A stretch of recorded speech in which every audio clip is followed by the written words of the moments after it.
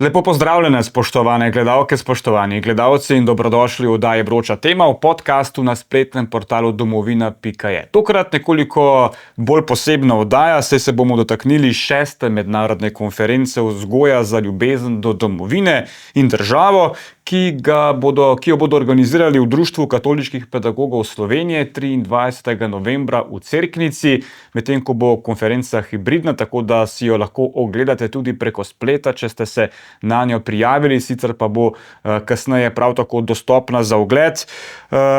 Tema pa bo narodni ponos v globaliziranem svetu, v svetu, ko se nekako politiki vedno bolj delijo na globaliste in suvereniste, ampak o tem nekaj več kasneje. 3 glavni predavatelji bodo na tej konferenci in 2 gostimo v nocojšnji oddaji Vroča tema. Z menoj v studiu je dolgoletna novinarka in televizijska voditeljica, tudi zdaj voditeljica podcastov na Domovini, Vida Petrovčič. Lepo pozdravljena. Ja, lepo zdrav. Prek video povezave pa se nam je iz Celovca, s Koroške, oglasil tudi direktor Mohorjeve založbe, dr. Karel Hren. Lepo pozdravljeni. Ja, dober dan. In naj omenim še seveda, da bo tretji govorec nekdanji predsednik Republike Slovenije Borut Pahor, sicer pa se bo na sami konferenci predstavilo še 50 učiteljev s svojimi prispevki na temo domoljubja. Gospa Vida Petrovčič, bomo začeli z vami, kot že rečeno, narodni ponos v globaliziranem svetu. Dobro izhodišče vam je prejšnji teden v podcastu dal Sebastian Retič, politični analitik, da se v bistvu politika vedno bolj deli na tiste, ki zagovarjajo globalizem in tiste, ki zagovarjajo suverenizem, in da je zmaga Donalda Trumpa predstavljala eno prvo večjih zmag suverenistov. Kako zdaj razumeti to neko novo politično delitev, tudi v kontekstu konference, ki prihaja? Ja, lejte, vse, tudi domoljubje se vzgaja z osebnim zgledom. In mi seveda ne moramo učiti otrok, se veste, te nore ideje, teh ne vem koliko spolov, pa menjamo spole, pa pravzaprav je že socializem peljal k temu, da v bistvu ljudje nimajo svoje hiše, svojega vrta, svojega doma, da bi bili samozadostni, a ne? In vse to nas zdaj pelje v tem, da hodimo v neke tovarne, v neke službe, da gledamo neke podcaste, da ne vemo pravzaprav, zakaj gre. Vse pa je strjeno v družini. Mi se moramo vrniti k družini. To je bistveno. In te suverenisti se tudi vračajo na nek način k družini, k družinskim vrednotam, in razširjena družina je domovina. Torej lahko rečemo, da je globaliziran svet grožnja narodnemu ponosu ali ne? Ja, lejte, odvisno, koliko smo mi močni v tem narodnem ponosu. Če vemo, kdo smo, kaj naš narod predstavlja, potem ne. Sicer pa, če smo zgubljeni tukaj doma, v družini, če doma ne vemo, kaj smo, če mi v Sloveniji nimamo narodnega ponosa, potem smo pa popolnoma zgubljeni že danes. Gospod Hren, kakšen je vaš pogled na to novo delitev, globaliziran svet, v katerem je težko ohranjati narodni ponos, dekonstrukcija konec koncev tudi nacionalnosti in njene identitete?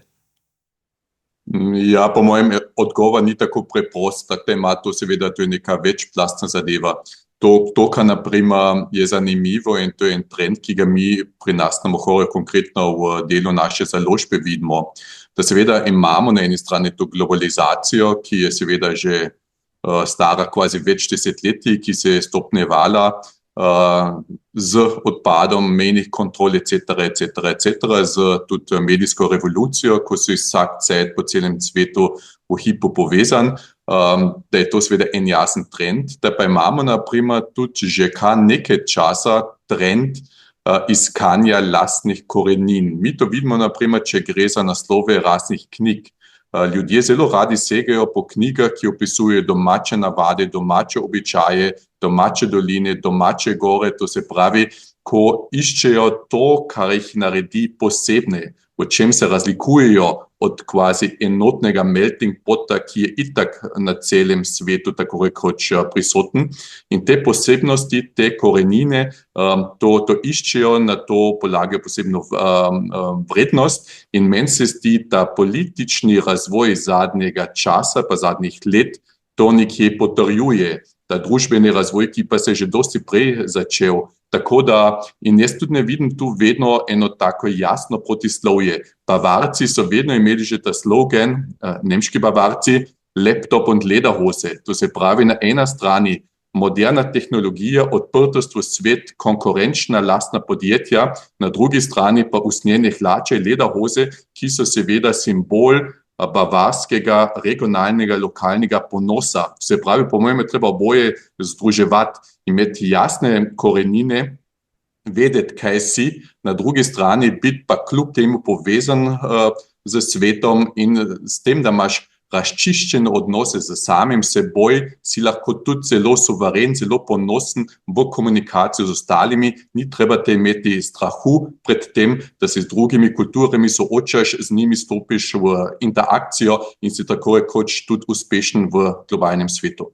Ja, zdaj imamo trend, ko šole, škofijska gimnazija recimo, nekako organizira ekskurzije v tujino, v zamejstvo, konkretno na Koroško, pa ne nazadnje v sosednjo beneško Italijo, kjer se srečujejo s tamkajšnjimi slovenskimi otroci v tamkajšnjih osnovnih šolah, kjer govorijo slovenski jezik, nekako z namenom spodbujati ljubezen do domovine in naroda. To v tujini so ti izzivi seveda verjetno precej drugačni.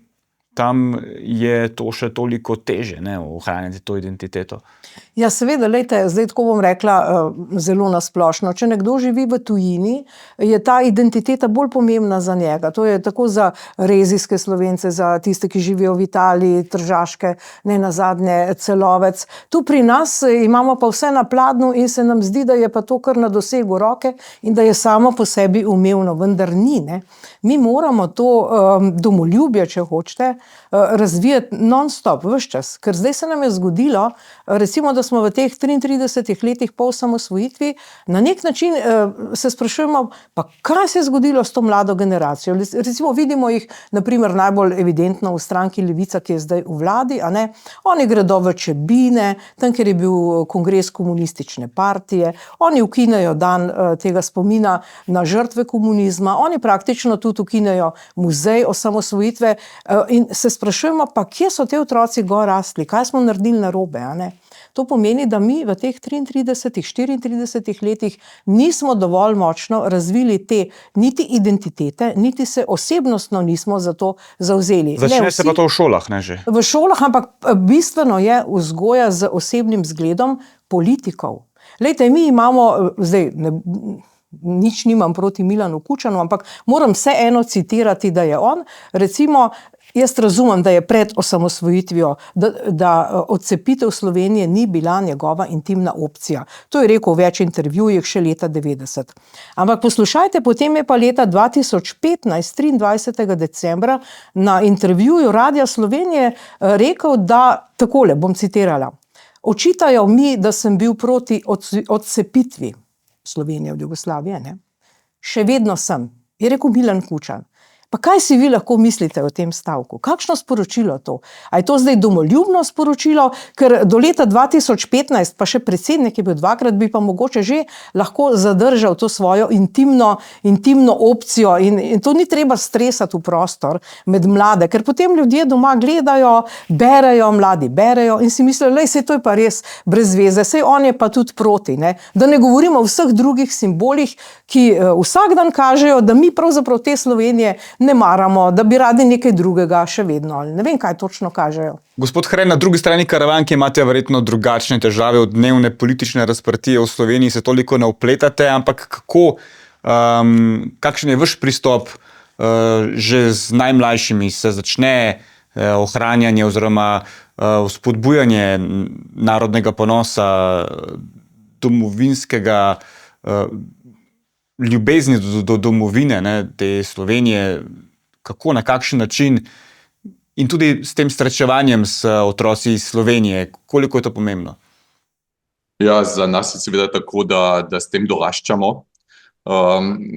Sicer prisakimo, da nekoliko različno, ampak prej ali slej si kot mlad koroški Slovenc v situaciji, da se moraš tudi v javnosti tako kot še vedno zagovarjati ali pa se utemeljevati, zakaj govoriš ta posebni jezik. Mi se pač glede jezika jasno ločujemo od nemško govoreče večine. Nemščina je povsod prisotna, ko stopiš prvič ven iz hiše in s tem je to nek jasen akt, neko jasno prizadevanje, če želiš to posebnost ohraniti.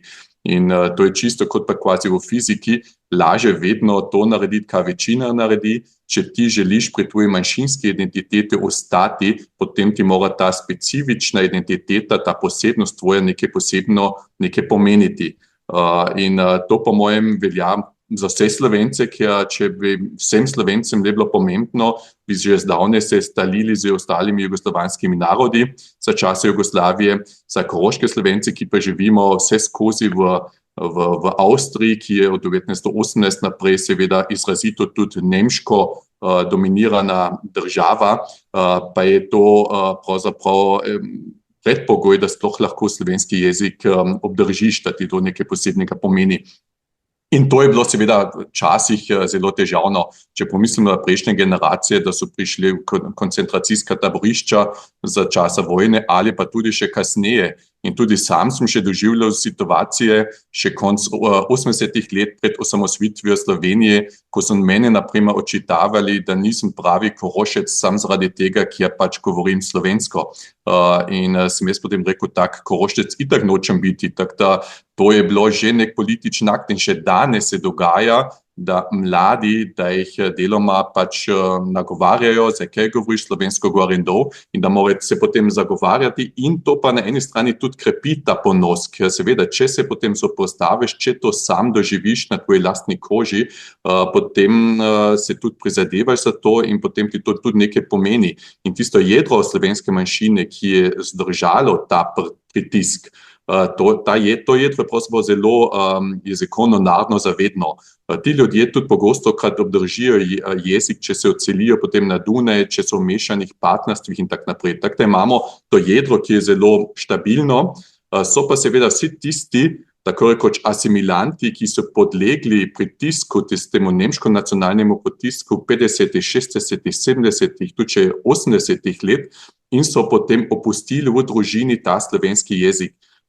Pogosto krat ne prostovoljno, zato ker je bil pritisk tako velik, da so potem naprimer delojemalci, da se jim je grozilo z izgubo delovnega mesta in so potem pač otroke, potem so otroci govorili samo še nemško.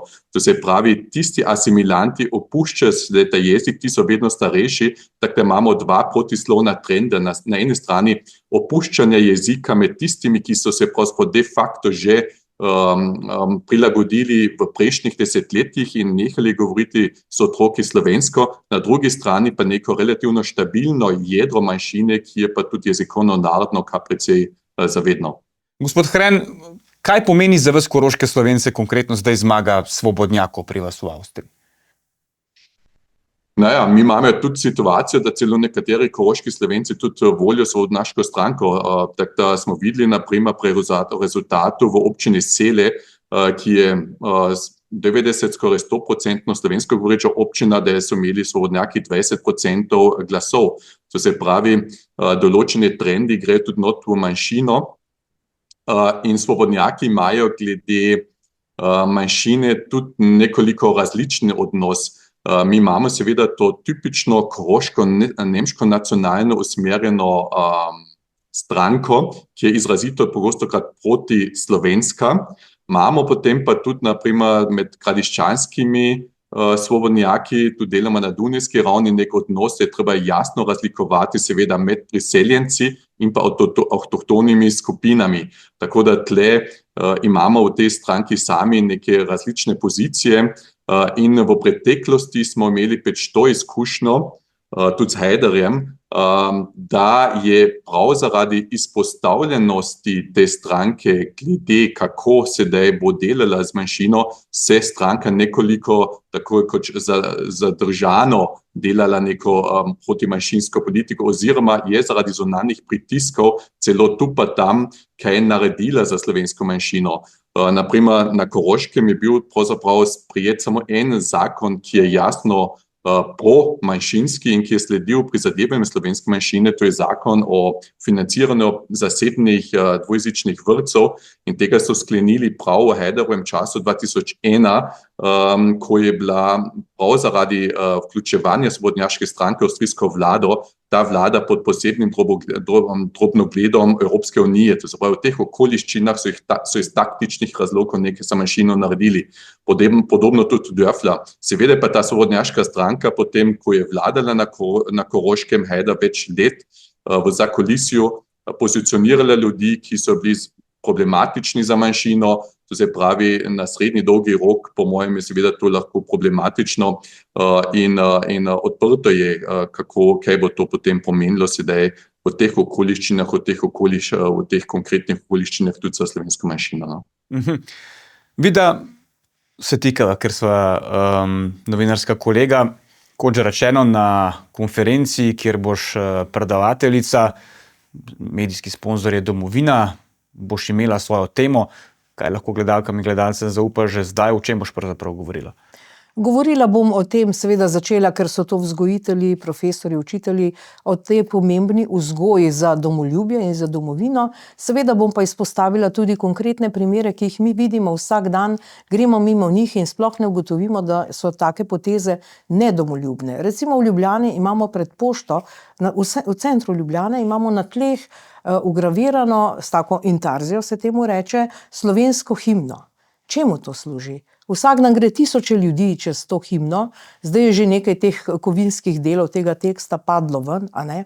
Ljudje pluvajo po njej, žvečilne gumije mečajo, tudi kakšen kužajo po moči, pa še tiste taktilne oznake, tako imenovane za slepe, so jih peljali čez to himno, tako da zdaj ima še take brazde, ne? Čemu to služi? Zakaj to počnemo? Lejte, to meni ni jasno. Nimamo spomenika slovenske države, slovenske osamosvojitve, a ne? In ko vi gledate športne dogodke, recimo jaz takoj vem, kdo je Hrvat, ker ima na dresu šahovnico, a ne? In zdaj pustimo, se je ta šahovnica nekoč začela z bela rdeča in tako naprej, zdaj pa rdeča bela, ampak mi vemo, da je to Hrvaška. Kaj pa Slovenci? Slovenski športniki so oblečeni v neko nenavadno zeleno barvo, ki nas ne povezuje prav z ničemer. Ne vem, z žabami, z rastlinami. Mi bi bili vsi radi neki panteisti, neke drevesa, rastline in tako naprej. Mislim, to hočem povedati in to bom tudi par teh primerov izpostavila, da v tej vzgoji je treba res imeti vzgojo od doma, šole do državne ravni. Ja. In ta državna raven manjka. Ja. Je problem ta miselnost, da se nekateri pa še niso čisto poslovili od prejšnje države? Mi imamo kup nekih simbolov, kipov, ki častijo prejšnji režim. Ne? Mi imamo Kidriča v centru Ljubljane. Ne? Ja, lejte, to je velik problem, ne? Zato ker, veste, to je tako, če prideš v neko državo, si ti o tej državi misliš to, kar si ljudje o njej mislijo. Vse te tujci, ki pridejo sem, oni bi tudi vedeli nekaj v Sloveniji, če bi mi imeli na tej simbolni ravni kaj pokazati, oziroma mi imamo kaj pokazati, ampak ne pokažemo. In to me zanima, zakaj ne? To je velika napaka, ne? Tukaj mislim, da je državni vrh dejansko, riba se reče, smrdi pri glavi, čeprav se čisti pri repu, ne? Ampak državni vrh že teh več kot 30 let ni naredil dovolj. Doktor Karel Hren, kaj lahko vi poveste o vašem predavanju na srečanju na konferenciji katoliških pedagogov Slovenije? Ja, jaz sem potem skušal nekje, glede na to, da je tematika, kaj so aktualni izzivi za slovensko manjšino v avstrijskem Koroškem, definirati 5 takih konkretnih zadev, ki so po moji oceni pomembno, da bi ohranili to našo manjšinsko identiteto, ta naš manjšinski jezik. To je prvič, da rabimo neko efektivno manjšinsko zastopstvo. Trenutno je slovenska manjšina razdeljena na 3 organizacije. To deloma je tudi posledica ideoloških konfliktov v vseslovenskem merilu po drugi svetovni vojni, ko se je na Koroškem tako rekoč umetno ustvaril nek levi tabor, ki se tedaj naslanjal na komunistični sistem v Sloveniji in je tako rekoč potem tisti bolj tradicionalni tabor, ki je bil krščansko-socialno-demokratično usmerjen, nekje skušal tudi paralizirati oziroma nekje tudi na stranski tir dati.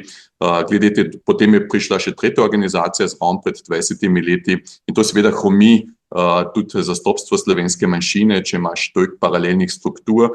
Imamo tam pa trenutno nekaj personalnih zamenjav in tudi so se te strukture vsebinsko KPC približali, tako da dejansko mora nastopiti moment, ko bi lahko te strukture poenotili ali pa se ustvarili neko skupno operativno enoto, ki je vsem tem političnim strujem potem skupna in potem tudi predstavlja neko resurzo za bolj uspešno uveljavljanje manjšinskih interesov. To je prva točka, potem je druga točka tudi predšolska vzgoja.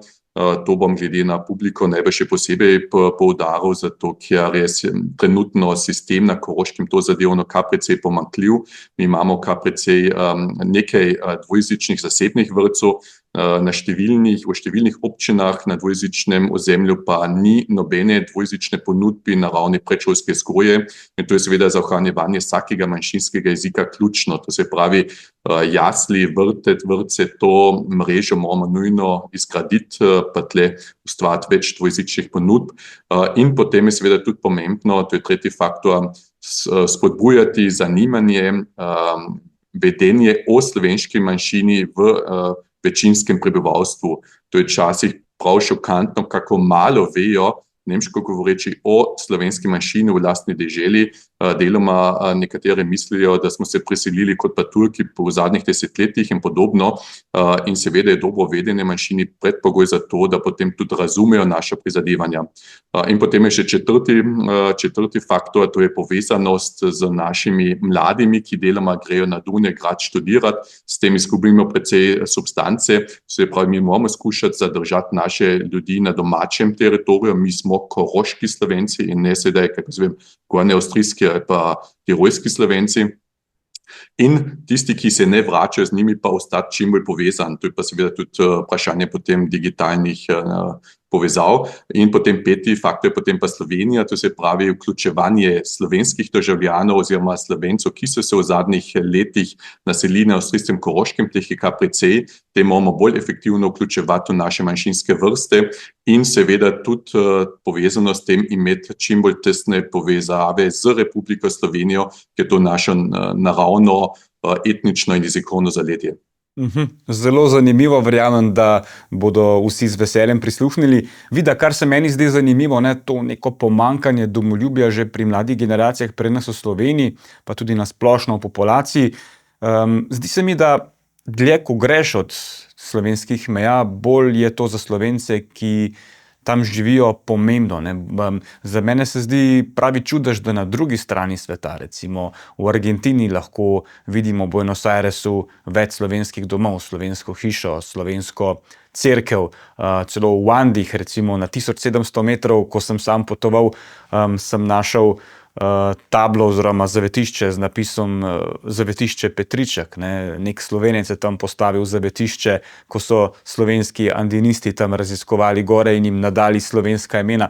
Skratka, fascinantno je, da to domoljubje, tako daleč od Slovenije, se ni izgubilo in tam so ljudje bolj povezani kot pri nas, se tega bolj zavedajo. Ja, seveda, to je njih držalo skupaj, ker so šli po vojni, so bili na nek način izgnani, če tako rečemo, politično izgnani, še dobro, da so preživeli in to jih je tam držalo zelo skupaj. Prav ta teden sem govorila z neko gospo, ki je, ko je pride v Slovenijo, tudi potem študirala in se je sem preselila. Študirala je za medicinsko sestro, pa je naredila test med svojimi sošolci, vprašala je 20 sošolcev na tej visoki šoli, kakšne so barve slovenske zastave. Samo eden je vedel, kakšne so barve slovenske zastave. Ona je bila tako šokirana, meni je povedala, da ko je prišla v Slovenijo, je vzela eno stekleničko vode iz Soče in to je imela doma na polici, preden se je preselila sem in je pisalo voda iz Soče. To je domoljubje. Ne pa to, kar imamo tukaj, ampak to moramo mi graditi v vsej družbi. Cela država bi morala storiti več za to domoljubje, ne pa da se politično pričkamo, ker domoljubje bi nas moralo povezovati. Ja, in kot že rečeno, začne se v šolah, že v vrtcih konec koncev, in ker je to srečanje katoliških pedagogov Slovenije, vendar vprašanje, na kakšen način domovinsko vzgojo vključiti v državljansko vzgojo, kdo bi to moral narediti, na kakšen način, a lahko to pričakujemo v kratkem? Ja, začne se pravzaprav že doma. Ne? Začneš se že doma s pogovori in potem se ti pogovori počasi preselijo malo v vrtec, malo doma, če hodijo otroci v vrtec. Potem malo šola, majčkeno doma se pogovarjamo, delamo te šolske projekte tudi doma, gremo na kakšen izlet, še sami nekaj pogledati. In to skupaj z roko v roki, šola, vrtec, doma, pa spet doma, pa šola in tako naprej. Tako da da ne poteka ta vzgoja po dveh različnih izključujočih poteh. Da ne govorijo doma starši, veš kaj, pusti, to je brez veze, to je kar nekaj, ne? To ni tako važno, ti se raje uči nekaj. To mora iti z roko v roki. Ja, pri nas, gospod Hren, na tej strani Karavank, državljanska vzgoja ta hip ni nekaj samoumevnega, sploh pa ne domovinska prvina. Kaj vi svetujete? Po mojem je tle kar precej razlike med Slovenijo in pa Koroško.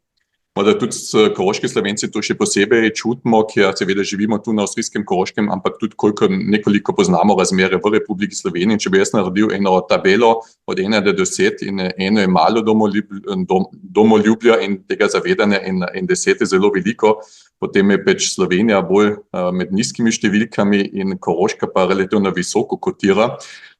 In na Koroškem smo to včasih doživljali kot celo preveč tega poudarjanja in preveč tesno definirano. Še posebej koroški Slovenci, kjer so pač to koroško domovinsko stvar posredovali kot nekaj izključno ali pa pretežno nemškega.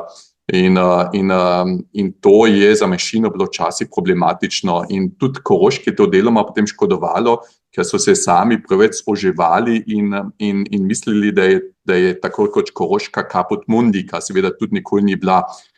Trenutna garnitura okoli Kajsarja skuša tle narediti neko določen protiutež, po mojem je to na Koroškem dobro, zato ker ni recept za bodočnost Koroške to, da je nek otok na svetu, ki je nepovezan in ki samo z koroško zastavo in s koroškim rjavim gvantom, tako rekoč samozadostno tam nekje med gorami živi, to je premalo, mi rabimo nekoliko več odprtosti, tako da potrebe so to zadevno, po mojem, na tej strani Karavank, kar precej drugačen kot pa na južni strani. Južno stran je seveda skozi več desetletij oblikoval komunizem in po osamosvojitvi morda tudi dejansko Slovenija, kot je že sogovorka tle omenila, zamudila določene zadeve narediti, ki pač grejo bolj v smer tega domoljubja pa teh zadev. To razumem, ampak so predpogoji dejansko na obeh straneh Karavanka precej različni to zadevno. Ja, če se čisto za konec, ker se naš čas počasi izteka, vrnemo k začetni temi, ne, da živimo v globaliziranem svetu, kjer konec koncev tudi Evropska komisija s svojimi podnebnimi politikami, zelenimi politikami nekako osvešča mlade, da so svetovni prebivalci. Ne. Konec koncev internet nas je približal človeku na drugi strani sveta, mnogo je teh izmenjav, srečujejo se mladi z vsega sveta, češ da med njimi ni veliko razlik, kako jih vendarle ohranjati v pozitivnem smislu, ne? Ja, jaz mislim, da imamo zdaj res velike priložnosti z novimi tehnologijami. Lahko preprosto začnemo nek podcast, pa še nek podcast, pa intervjuje s temi, tako bom rekla, suverenističnimi temami, domoljubnimi, pesmi, vse krožki, intervjuji, tako da se bo to malce širilo tudi po teh platformah, ki nam to možnost dajajo. Mi moramo zdaj to medijsko možnost in to odprtost na nove tehnologije, nove platforme izkoristiti sebi v prid. Kaj vi mislite, gospod Karel Hren, se bodo te razlike zlasti med mladimi brisale v prihodnje? Ja, meni se zdi, da seveda vse te tehnologije pa vse te zadeve nekje krepijo ta individualizem. To se pravi, ta trend v večjo individualnost. Ti si narediš, če se ogledaš splet, dobiš tvoje individualne novice, ki ravno tebe slučajno zanimajo. Tudi ta krepitev egoizma, to se pravi, vsak živi v glavnem sam zase. In če je taka družba, potem je že vprašanje, kako povezati te zelo individualistične zadeve v eno skupnost. To se pravi, je že centralno definirati kot družba potem tiste elemente, ki te povezujejo, ker drugače nastane preveč močna atomizacija in razpršenost in potem bo težko skupaj držati neko deželo, neko državo, sploh v situaciji, ko nastopijo neki problemi. To se pravi, krepiti to skupinsko zavest in hkrati ostati odprt, to je po mojem ključno vprašanje in pred tem izzivom so vse države danes po svetu. In bomo s to mislijo zaključili. Dr. Karel Hren, Vida Petrovčič, hvala, ker sta bila gosta v vroči temi. Verjamem, da bosta imela zanimiva predavanja, da bodo katoliški pedagogi Slovenije in tudi drugi z veseljem prisluhnili. Hvala skratka in želim vam tudi uspešen pripravek in seveda čim boljši prispevek k ohranjanju slovenske identitete tudi v prihodnje. Ne. Hvala za povabilo. Vam pa spoštovane, Lep pozdrav v Slovenijo. Vam pa spoštovane gledalke, spoštovani gledalci, hvala za pozornost. Kot že rečeno, konferenca se bo odvila 23. novembra v Cerknici, tako da se že veselimo in vsekakor se boste lahko v prihodnje tudi na naših spletnih straneh vse v tem, kar je bilo povedano, prebrali in tudi pogledali. Za danes pa hvala in se vidimo prihodnji teden.